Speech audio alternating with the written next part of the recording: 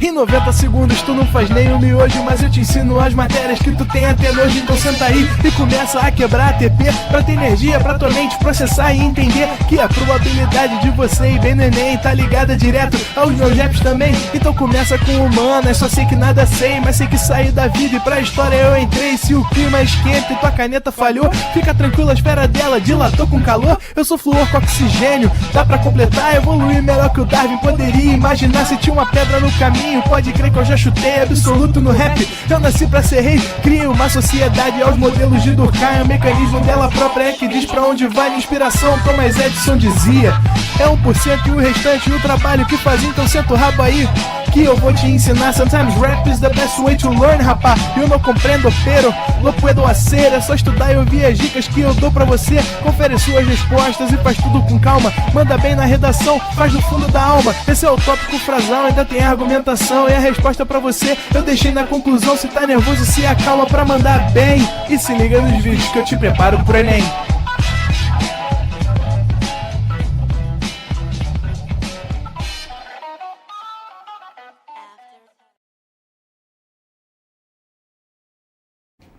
Estamos ao vivo, estamos de volta, Vera. Fala galera, fala indivíduos, fala alunos do Enem, sempre um prazer inenarrável estar com vocês mais uma vez, mais uma noite, para a gente continuar o nosso planejamento, só que agora o planejamento de filosofia, né? E como vocês sabem, desde o início do ano a gente vem trabalhando com algumas correntes da filosofia, né? A gente iniciou lá atrás falando dos filósofos da antiguidade, falamos sobre pré-socráticos, falamos sobre sofistas, e a gente veio andando, né? Falamos da filosofia medieval, sobre patrística, escolástica, falamos na filosofia moderna sobre algumas correntes como racionalismo, empirismo, criticismo, os contratualistas. E quando a gente chega agora na modernidade, uma das correntes que mais se destaca é a corrente que tem como seu maior representante essa figura aqui, a figura de Jean-Paul Sartre, né? O filósofo, esse grande nome da filosofia francesa e esse grande nome da filosofia mundial de forma geral. O Sartre, ele faz parte de uma corrente que a gente acostumou a chamar de existencialista. Essa corrente chamada de existencialista, ela é uma corrente que a gente pode colocar e que a gente pode estabelecer como sendo uma corrente do século XX. Por mais que a gente tenha, evidentemente, alguns embriões do que ela viria a ser anteriormente, a gente vai falar até sobre isso na aula de hoje, ela é uma filosofia muito do século XX. E assim, por quê? Porque os grandes nomes dessa filosofia vão estar presentes ao longo do século XX, que é o caso do próprio Sartre, o francês Jean-Paul Sartre, como é o caso de Heidegger, como é o caso, por exemplo, de Simone de Beauvoir. Ou seja, os grandes nomes dessa corrente estão no século XX. E o Sartre é o maior nome. E quando eu falo que ele é o maior nome principalmente para o vestibular. O vestibular, quando cobra questões sobre existencialismo, tem no Sartre o seu principal autor, tem no Sartre a sua principal recorrência, tá? E aí, quando eu falo para você do Sartre, eu preciso te explicar primeiro o que é o existencialismo. E aí, o existencialismo é uma corrente que ela é anti-essencialista. Como assim? Por que você tá apontando a câmera do celular pra notinha? Ah, isso aqui é o Melios. Eu escaneio as minhas notas fiscais de supermercado e de farmácia e eu ganho cashback. Ah, mas funciona mesmo? Cara, funciona. Só com os produtos que estão na promoção essa semana, com a nota que eu escaneei, eu já ganhei R$5 de cashback. Daqui a pouco esse dinheiro já tá na minha conta. Que massa. E como é que chama mesmo? Chama Melios. Olha, é super fácil de usar. É só você escanear aqui e começar a ganhar cashback nas suas compras. Baixe você também e aproveite.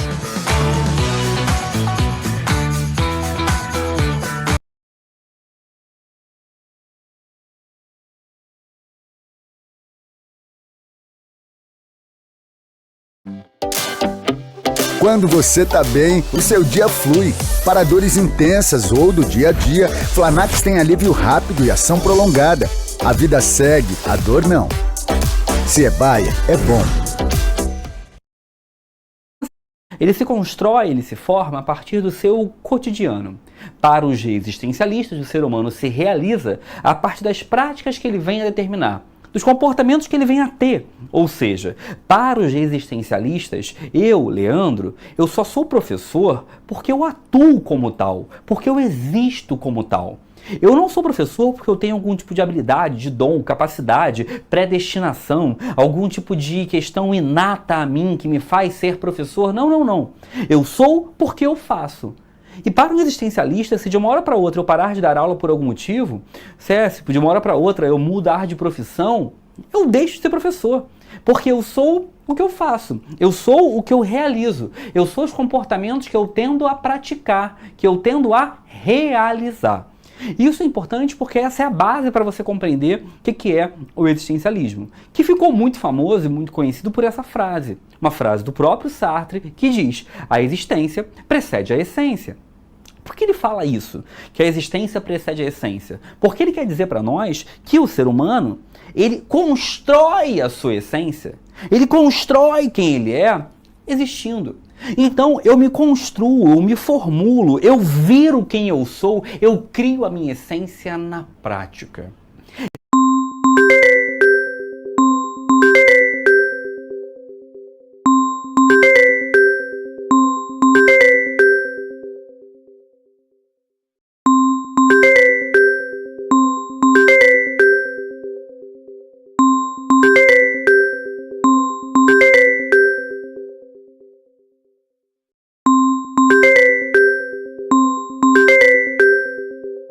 Eu crio a minha essência realizando, praticando, agindo. Então minha essência não é prévia. Ela não é predestinada. Eu crio ela vivendo. E se eu crio ela vivendo, se eu mudo a minha vida, a minha essência muda.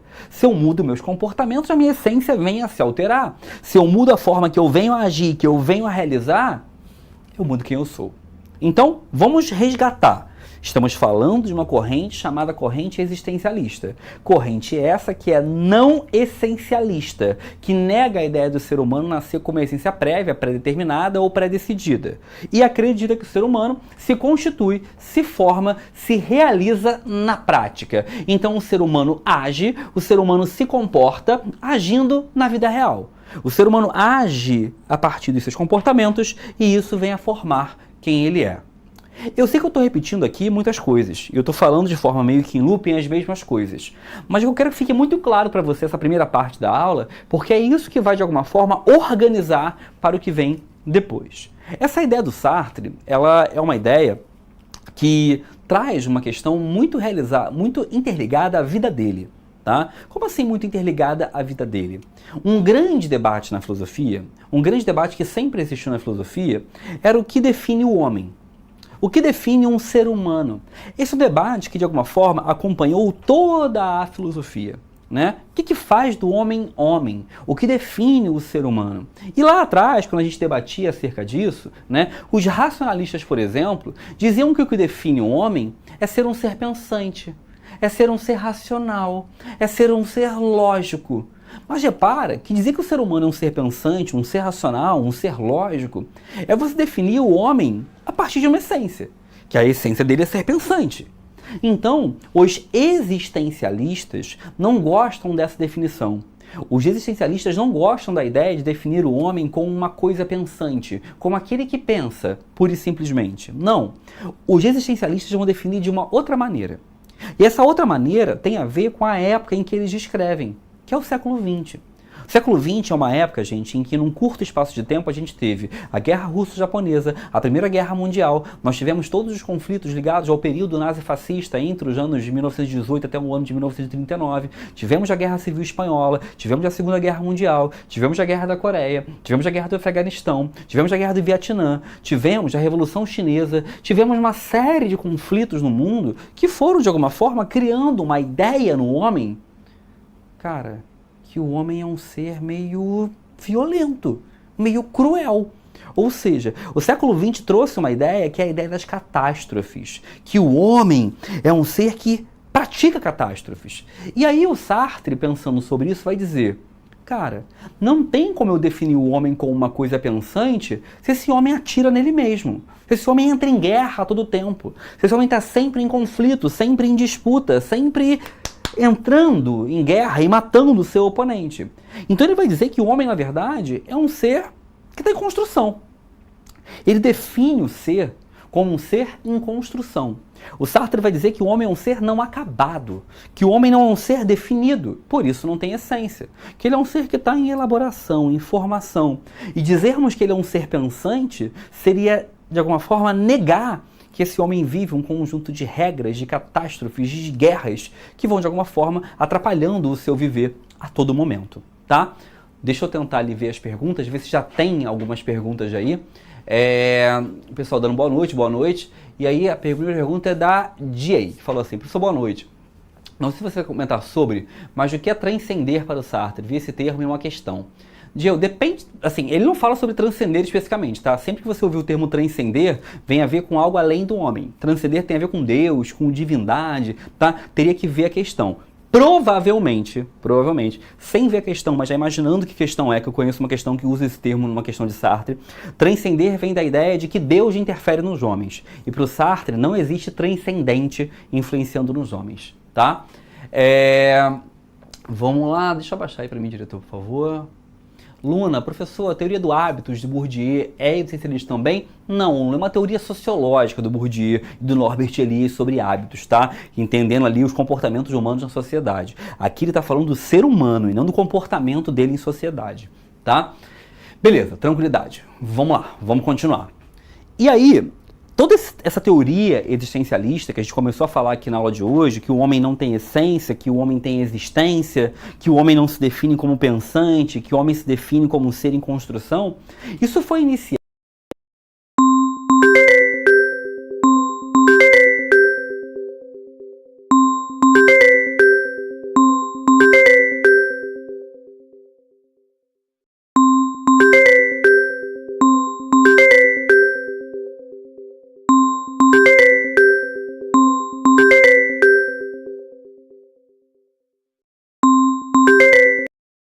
ou teve o seu início, o seu embrião, com esse cara que é o Kierkegaard. Kierkegaard, né? Difícil de falar, eu sei. O Kierkegaard é um dos primeiros existencialistas, né? Só que o Kierkegaard é um existencialista cristão. Como assim existencialista cristão? Ele é um cara que acredita no existencialismo, acredita que o homem não tem essência prévia, só que ele acredita que o homem, apesar de não ter essência prévia, o homem foi criado por Deus.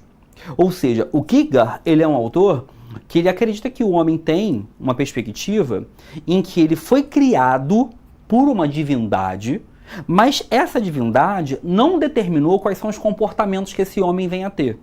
Ou seja, a ideia do Kierkegaard é que existe uma relação que funciona da seguinte maneira: Deus criou o homem, mas esse homem, ele tem capacidade de determinar as suas direções. Ou seja, ele acredita que o homem não tem essência, ou seja, o homem ele vai se formar com base na sua existência. Só que ele acha que essa criação é divina, se baseia em Deus, né? Se baseia na ideia de divindade. O Sartre discorda disso. Tá? O Sartre ele não é um cara que a gente possa considerar um homem religioso. Ele não crê na perspectiva de que uma divindade criou o homem, ou que uma divindade criou os homens. Na verdade, ele desconsidera a questão religiosa dentro de sua teoria. O que ele vai falar, que era normalmente o que mais cai do Sartre nas questões de vestibular, tem a ver com essa frase aqui. E agora eu quero muito a sua atenção. Essa frase é uma das frases que eu mais gosto do Sartre, e por mais que, independente de eu ser a frase que eu mais gosto, é a frase talvez mais relevante para a gente pensar de fato o Enem. Por quê? Quando o Sartre fala assim, o homem está condenado à liberdade, isso aqui tem um problema. Por que um problema? Porque nós, eu, você, todos nós, temos uma tendência ao enaltecer da liberdade. A gente gosta da liberdade. A liberdade, ela é um fenômeno ou um entendimento que a gente admira. A gente sempre gostou muito da ideia de se dizer livre, de se pensar como livre. Os filmes americanos, onde você pega um carro, sai por uma autoestrada, ou aquelas ideias de que eu vou ser livre, eu vou poder fazer o que eu quero. A liberdade sempre foi algo muito presente em nossa vida e nós sempre enxergamos ou observamos a liberdade como algo bom. Para todos nós, a liberdade é um instrumento positivo que a gente só quer, só deseja e só almeja crescer. Só que tem um problema. O Sartre fala que o homem é condenado à liberdade. Por que condenado à liberdade? Condenação é algo ruim. E quando ele fala que eu sou condenado à liberdade, ele está colocando a liberdade como algo ruim. E você talvez olhe para mim e pense, ué, Leandro, mas a liberdade é bom. Não pode ser uma condenação. Ele fala que é. Sabe por quê? Ele vai dizer que eu sou condenado à liberdade porque eu sou responsável por tudo que eu faço. Eu sou responsável por todos os comportamentos que eu tenho. Porque pensa comigo, se eu não tenho essência, se eu não tenho nenhum tipo de perspectiva que me defina, não tenho.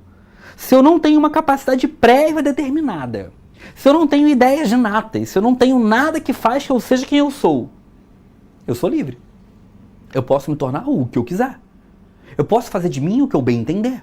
Porque é a minha existência que vai definir quem eu sou. Então, se eu virar uma pessoa ridícula, a culpa é minha. Se eu virar uma pessoa inútil, a culpa é minha. Se eu virar um imbecil, a culpa também é minha. Ou seja, o Sartre está colocando que o homem ele se torna responsável por quem ele é. Que o homem se torna responsável pelas atitudes, comportamentos e tudo que deriva dele. O Sartre vai colocar que o homem, quando ele se coloca como sendo condenado a ser livre, é porque a partir do momento que o homem ganha ou de alguma forma possui essa liberdade como condenação, tudo que acontecer na vida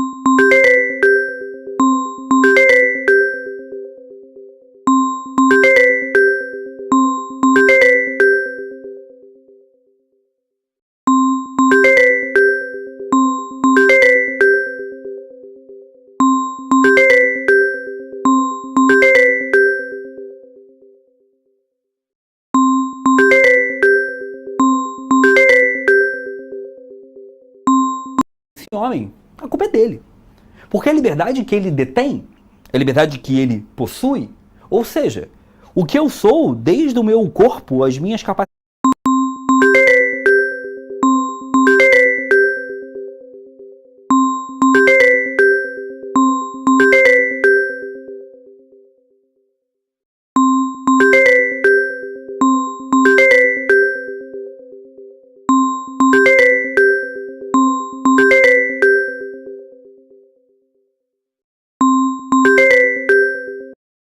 as minhas habilidades, aos meus entendimentos, aos meus relacionamentos pessoais, tudo vem de mim.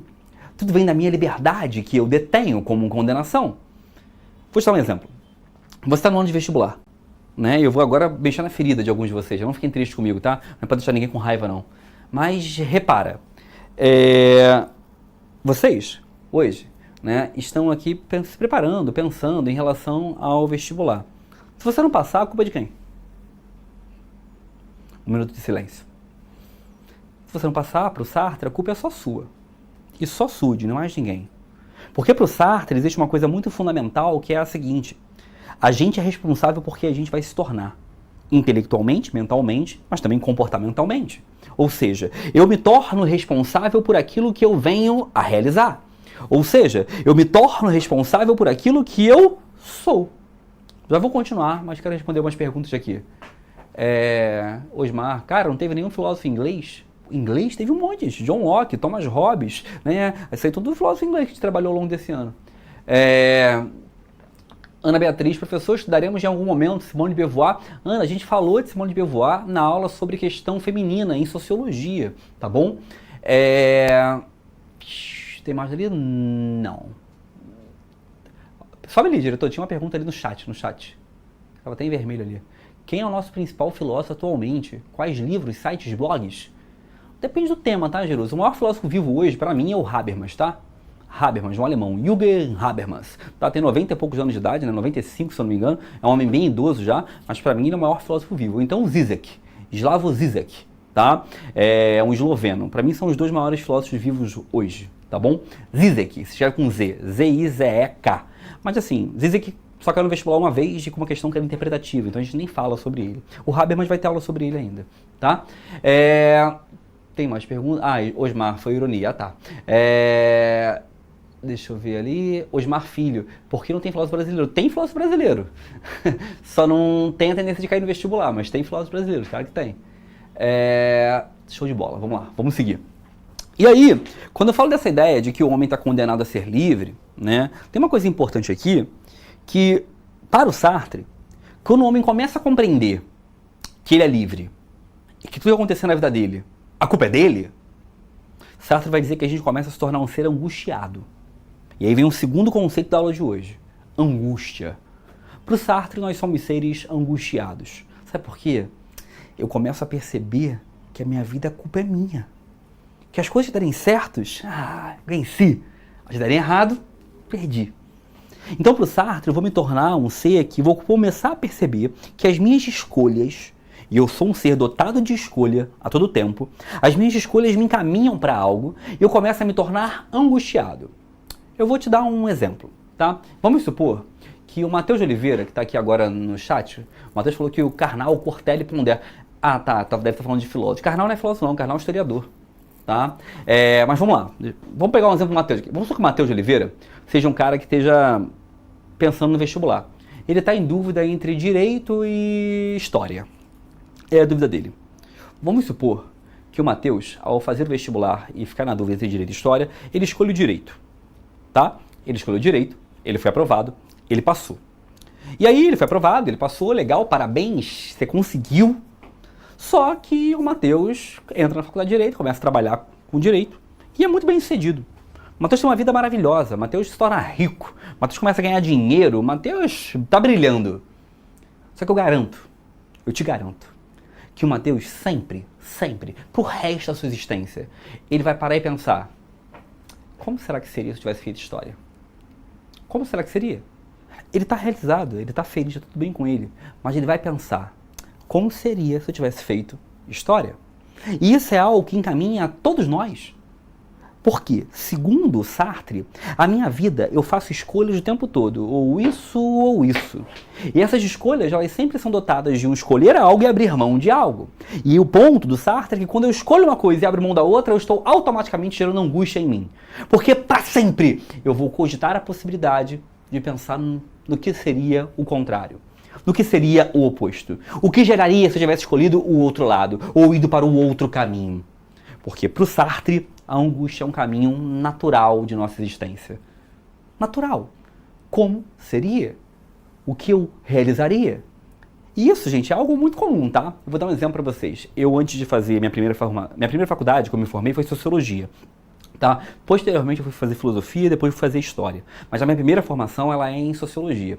Só que antes de me formar em sociologia, eu larguei outras faculdades. Né? Eu era uma pessoa bem indecisa, como vocês podem perceber. Né? E eu cheguei a fazer faculdade de geografia durante 5 períodos. Né? Durante 5 períodos eu cheguei a fazer faculdade de geografia. E eu larguei a faculdade quando começou a ter geografia física, porque eu não queria aprender nome de pedra. Eu não estou interessado nas rochas magmáticas e sedimentares, isso não me interessa. Nome de pedra deixa para o Leandro Almeida. Mas assim, eu às vezes me paro pensando, como seria se eu desse aula de geografia, cara? Como seria eu ensinando, por exemplo, sobre blocos econômicos? Como seria eu ensinando sobre geografia das populações? E isso é natural. Não é necessariamente seja algo ruim, mas o pensamento está lá. O pensamento ele está presente na realidade. A gente lembra dele, cogita a ele. Porque, de alguma forma, a minha escolha fez eu abrir mão de algo para o outro lado, para uma outra perspectiva. Tranquilidade? Tem pergunta, diretor? Acho que não, né? Na barra de dúvidas ali. Vamos ver se tem, Tem. Maria Vitória, o tal do efeito borboleta. Ele não usa esse termo não, tá? Efeito borboleta, mas eu entendi o que você quis dizer. Alguém me falou ali em cima também, alguma coisa? Júlia, que aula pessimista. A vida é assim, né, gente? A vida não é para amadores. Jaciele, professor, a essência é tipo natureza, a existência para ele é outra coisa. É isso aí, Jaciele. A essência é aquilo que é a minha natureza, aquilo que eu sou, tá? Jefferson, professor, então Sartre é contra as ideias de Rousseau? Ele é contra qualquer ideia de que o homem nasce com medicina própria. Aí você fala de Rousseau, Hobbes, e por aí vai, tá? Vamos lá, baixa para mim, diretor, por favor. Tá. Tranquilo, beleza. O pessoal tá debatendo ali a coisa das pedras. Tá maluca? Eu tive uma aula na geografia. Eu fiz geografia um tempo, né? Aí eu fiz algumas matérias, né? Fiz geologia, geomorfologia costeira e fiz climatologia. Meu Deus do céu. E eu tive uma aula do 5º período, pedologia. Pedologia, lá na UF, Universidade Federal Fluminense. E eu lembro que eu saí da aula, a aula era aula de química. Eu olhei pro quadro, só fórmula química de solo. Eu falei, eu nunca mais volto aqui. Porque como é que eu vou viver a minha vida fazendo balanceamento químico de pedra? Pelo amor de Deus, eu tenho nenhuma condição, né? Mas é assim, a gente faz escolhas, né? E aí tem uma coisa interessante aqui no Sartre, que é a seguinte. Essa ideia de que o homem é livre, essa ideia de que minha liberdade me gera uma angústia. Angústia por quê? Angústia porque eu faço escolhas. Essa ideia aqui, ela é uma ideia que, segundo Sartre, tem uma única limitação. Olha, como assim limitação? Né? Ele vai dizer que existe uma limitação nessas minhas escolhas que eu posso fazer, que é a escolha, primeiro, a doença. Doença eu não escolho. Então, doença, ela é uma limitação, questão física, ela é uma limitação às escolhas que eu posso ter. Então, por exemplo, é claro que se eu sou uma pessoa, por exemplo, que estou com uma doença grave, como um câncer, por aí vai, as minhas escolhas, elas se tornam outras, né? E ele fala também da questão de classe. Assim, quando fala da questão de classe, é questão social. Sartre não é um meritocrático, tá? Não é. Sartre não trabalha com a ideia de meritocracia. Não é isso. Beleza? O Sartre vai dizer pra gente uma outra coisa. O Sartre vai dizer que, na verdade, a ideia de classe, ela me limita. Mas eu continuo tendo escolhas. Para quem não entendeu, pensa assim. Se eu nasci milionário, vamos supor que eu estudei nas melhores escolas do Brasil. Tá? Escolas que custam 10, 15 mil reais. Porque existem, tá? Escolas que custam 10, 15 mil reais no Brasil. Vamos supor que eu estudo nessas escolas. Eu sou uma pessoa rica, tive todas as condições, aprendi vários idiomas, pude viajar, fazer intercâmbio. Minha vida foi maravilhosa. Quais são as escolhas que eu tenho quando eu faço 18 anos? Eu posso escolher abrir minha própria empresa. Eu posso escolher trabalhar na empresa do meu pai. Eu posso escolher fazer faculdade no Brasil. Eu posso escolher fazer faculdade no exterior. Eu posso escolher, por exemplo, fazer um intercâmbio. Eu posso escolher muitas coisas, são as minhas escolhas. Beleza? Todas vão me gerar angústia, mas são as minhas escolhas. O Sartre vai dizer que se eu for pobre, eu também tenho escolhas. Eu posso ter a escolha, por exemplo, de trabalhar na farmácia. Eu posso fazer a escolha, por exemplo, de tentar empreender de forma autônoma. Eu posso escolher ajudar minha mãe em casa. Eu posso escolher a possibilidade de tentar estudar e trabalhar. Eu posso escolher trabalhar no mercadinho do bairro. Eu tenho escolhas. Minhas escolhas podem ser outras, mas eu tenho escolhas. Eu posso escolher estudar de madrugada para poder tentar uma vida melhor. Eu posso escolher um monte de coisa, mas eu tenho escolhas. O Sartre vai falar que as escolhas mudam de acordo com a classe, mas elas estão sempre lá. Não é uma ideia meritocrática, mas as escolhas elas estão sempre presentes dentro de nossa realidade. Tá bom? Uma coisa importante também que ele vai dizer, tem uma coisa que, segundo Sartre, aumenta ainda mais a minha angústia, que é o meu amanhã ser indefinido. Sabe por quê? Se eu perguntasse qualquer pessoa ali, eu vou pegar uma pessoa aqui. Se eu perguntasse pro João Vitor Sardinha, que tá no chat ali, fala assim, João, me fala como você se imagina daqui a 10 anos. Eu aposto que o João vai me dizer, Leandro, eu me imagino formado, né, com uma casa maneira, com um carro maneiro, me imagino com uma grana, me imagino casado, né, com alguém que eu goste, se ele quiser ter filhos, me imagino com filhos. Você sempre imagina o futuro de forma boa. Só que o Sartre vai falar assim, cara, o amanhã é indefinido. Seu futuro pode ser horrível. Leandro, que dor, meu Deus do céu. Ninguém se imagina miserável morando embaixo da ponte. A gente não tem que se imaginar assim. Mas o Sartre fala, pode acontecer. E quando a gente pensa sobre isso, é mais angústia ainda. Porque a gente começa a pensar e racionalizar que nossas angústias podem levar a coisas ainda piores. Para quem se perdeu na aula, para quem já está viajando, vem comigo. Teoria existencialista. Acreditar que o homem não tem uma essência pré-definida e que a existência dele é o que o define. Essa existência se baseia no fato de eu ter escolhas. As escolhas vão formando quem eu sou. Essas escolhas só tem como limitação a questão da saúde física e da minha questão da classe social. Mas mesmo assim eu tenho escolhas. A escolher algo é sempre abrir mão de algo. Então sempre que eu escolho algo eu fico angustiado. E essas angústias me acompanham ao longo da minha existência. Tranquilo? Quem se perdeu é mais ou menos isso. Vamos seguir. O Sartre também fala uma coisa, que é uma frase que é bem famosa, que é uma frase que ele fala assim, não importa o que fizeram de mim, o que importa é o que eu faço com o que fizeram de mim. Quando o Sartre fala sobre isso, o Sartre está colocando que as minhas condições que me foram dadas, elas não são um limitante. As condições que me foram dadas são condições. Condições, elas existem, elas podem me atrapalhar. Mas o que vai realmente importar é o que eu vou fazer dessas condições. É o que eu vou fazer daquilo que eu recebo. É o que eu vou fazer daquilo de alguma forma que eu detenho. Tá? E a coisa pra mim que é a questão mais genial do Sartre. Sartre vai dizer que a gente odeia sentir a responsabilidade de sermos culpados por quem nós somos. Pô, Leandro, me perdi. Repara, estou te dizendo que tudo que você é são as escolhas que você fez. Que se você faz as suas escolhas, essas escolhas levam você a ser quem você é. Só que vamos combinar? Pô, é ruimzão, né? Porque a culpa é só minha, tudo que eu virar a culpa é minha. E aí o Sartre vai dizer que é muito comum os seres humanos começarem a culpar o outro, começarem a culpar algo fora de si mesmo. Sartre vai dizer que é muito comum os seres humanos começarem a culpabilizar algo fora deles por quem eles se tornam. Então eu vou dizer que eu sou como eu sou, é porque meu signo, sabe? Eu sou de Áries. Quem é de Áries é assim, tem esse jeitinho, né? Eu vou dizer assim, não, eu sou quem eu sou por causa do meu ascendente. É minha lua em peixes me deixa assim muito sentimental. Ah, não, eu sou só de Sagitário, sabe? Sou uma pessoa difícil. Ou eu vou dizer que eu sou assim porque Deus quis. É uma escolha de Deus. São os meus caminhos. Deus tem um plano para mim. Deus escreve certo por linhas tortas. Deus tem um caminho para minha existência. Ou então eu vou culpar os meus pais. Eu vou dizer assim, não, eu sou assim por causa dos meus pais. Meus pais geraram isso para mim. Meus pais deixaram essa herança para mim. É culpa dos meus pais, é culpa do meu irmão, é culpa da minha mãe. Sartre vai dizer que a gente tem uma tendência a culpabilizar algo fora de nós por quem nós nos tornamos. Sartre vai dizer que a gente tem uma tendência a culpabilizar algo externo a nós por aquilo que nós nos tornamos. Ai, eu tô passando por Mercúrio retrógrado. Ai, minha vida é tão difícil. É meu inferno astral, né? Eu tô no inferno astral, né? E isso, evidentemente, o pessoal acha que eu odeio o signo, né? O pessoal tá certo, mas assim, é só uma brincadeira, tá? Mas assim, a ideia do Sartre é que, evidentemente, a gente tem que compreender que sempre eu culpabilizo, sempre que eu culpabilizo algo fora de mim por quem eu sou, eu tô agindo de má fé. O Sartre vai dizer que sempre culpabilizar algo fora de mim por quem eu sou, eu estou agindo de má fé. Porque o ato de agir de má fé, segundo Sartre, é o ato de eu culpar o externo por quem eu sou. Culpar o que vem de fora por quem eu me torno. Então eu vou culpar meus pais, minha família, vou culpar meu signo, vou culpar a Deus, vou culpar a divindade, vou culpar qualquer coisa. Se eu culpar o fora de mim por quem eu sou, eu estou agindo de má fé. E o Sartre vai dizer que a gente age de má fé o tempo todo. A gente age de má fé o tempo todo. E você está dizendo, Leandro, mas meus pais, minha mãe, não tem influência em quem eu me torno? É claro que tem influência.